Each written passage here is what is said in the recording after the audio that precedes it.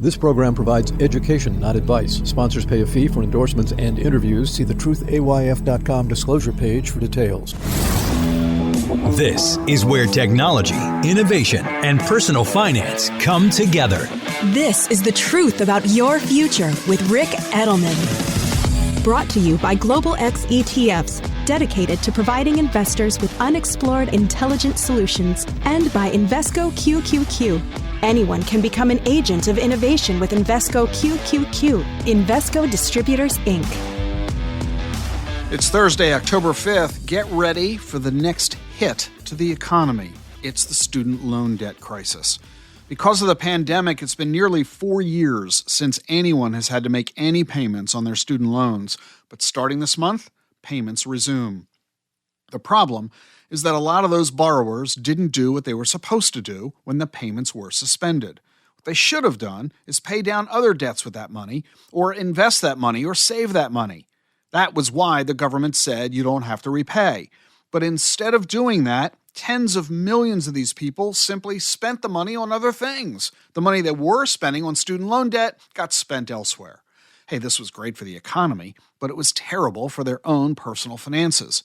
And a lot of them got into new debt. They bought cars. They borrowed against credit cards to pay for vacations and clothes and dinners and whatever.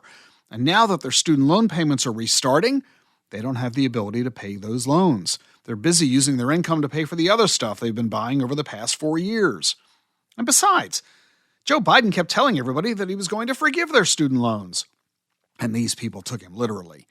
But the court shut that down, as you know, so you're stuck with a debt. And this month, the requirement to make your monthly payment exists. There are 37 million Americans who owe money to student loans. They owe a total of $1.7 trillion. The average monthly payment is about $400. That's 8% of the average household income. So if you suddenly have to start spending 8% of your pay on student loans, on top of 30% of your pay on housing, and 8% of your pay on the average car loan, we're talking 46% of your income to just those few things. And when you consider another 20% going to taxes, you've only got a third of your income left. You haven't even bought food yet or paid the gas bill. So all that money that people were spending, that they were injecting into the economy, that money is now going to go toward debt payments on their student loans. The economy is going to take a big hit. Less money spent at restaurants, on clothes and jewelry, travel, and on and on and on. So guess what 2/3 of student loan borrowers say about all this? They say they're going to boycott their loan payments. Half of them say they're not going to pay because they can't afford to. 75% say they're going to vote for candidates who promise to eliminate their debts. I can't even put into words the horrible ethics of all of this. Well, okay, maybe I can. I am a podcaster after all. You borrowed the money in good faith. You got the education. You got the knowledge, even if you didn't get the degree. That money was given to you by other citizens via taxes. If you stiff them, you're harming everybody else who financed student loans. Why should anyone give anyone a student loan in the future if there's a high risk they won't ever get repaid? You damage the future of future students. We need you to repay your loan so we can recycle that money to new college students so they can get the education you got. If you think your college experience was a bad deal and you wish you hadn't borrowed the money, well, too bad. That's life. We all make bad decisions from time to time. That doesn't give us the right to walk away from our responsibilities and our obligations. That's what being a member of society is all about. And if you're going to be a member of our society, then act like it. If you don't pay your student loans, the government will come after you. Your credit record will get destroyed. You won't be able to borrow again. Forget about qualifying for a mortgage or a car loan. And lots of employers look at your credit record too, so forget about getting a job. Yeah, I know you're in a difficult situation. Too bad. Nobody forced you to go to that expensive school and get a degree in a field that doesn't pay enough for you to repay your loans. Too bad. Boycotting your loans? That's not a boycott. That's an abandonment of your personal adult responsibilities. Yeah, you're an adult. Act like it. And if that means you've got to make radical changes in your lifestyle, so be it. Move in with others, cut your spending, hunker down, get a second job, or get a third one. Do whatever it takes so that you can do what you need to do that you deep down inside know you're supposed to do. Be an honorable person and encourage everybody else to be honorable too. Yeah, maybe you'll take a hit. Maybe the economy will take a hit. But with enough hits out there, maybe Congress and the White House will finally come up with the solutions we need that work for everybody. Meanwhile, do your part and pay your bills. And I'm not just saying all this out of an ivory tower. I'm not telling you this because I'm a rich guy and I could afford to pay whatever debts I came across. When my wife and I got married, we had student loan debt. Jean had $10,000 of it. What did we do? We hunkered down. We lived in a basement, one-bedroom apartment. We ran an ad that said, moving family must sell everything. We sold all of our personal possessions, even our television. And we worked our butts off. At one point, between the two of us, we had 9 W-2s.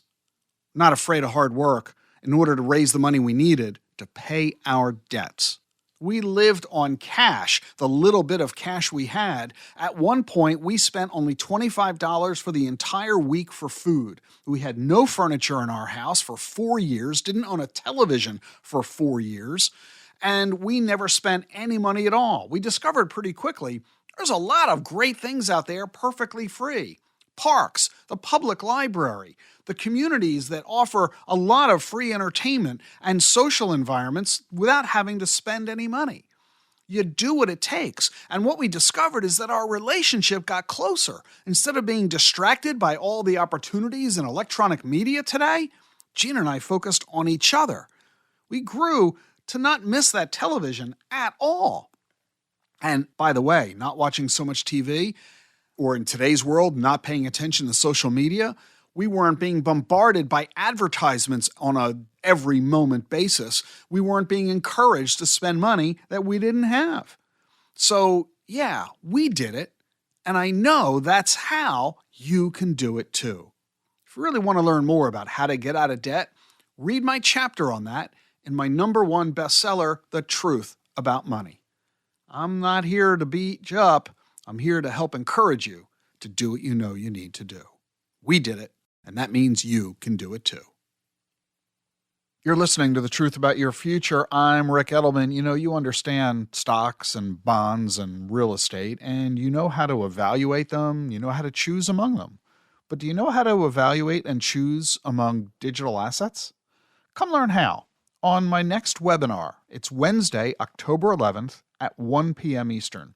I'll be joined by Christopher Jensen, Director of Research at Franklin Templeton Digital Assets, and we'll show you tokenomics and how you can use this new research to make informed decisions about crypto coins and tokens. You'll get 1 CE credit, too. Stay informed about the latest in the investment management field. You can register for this webinar right now. It's Wednesday, October 11th at 1 p.m. Eastern. The link is in today's show notes. Artificial intelligence may be the year's breakthrough innovation, but it's far from a standalone technology. Massive IT networks will be required to support the growing range of AI applications. The Global X Cloud Computing ETF, ticker CLOU, seeks to invest in companies providing the infrastructure, software, and storage capacity that is essential to the next wave of tech disruptors. Investing involves risk, including possible loss of principal. Technology companies can be affected by rapid product obsolescence and intense industry competition. Before investing, carefully consider the fund's objectives, risks, charges, expenses, and more in the fuller summary prospectus at globalxetfs.com. Read carefully. Distributed by SEI Investments Distribution Co.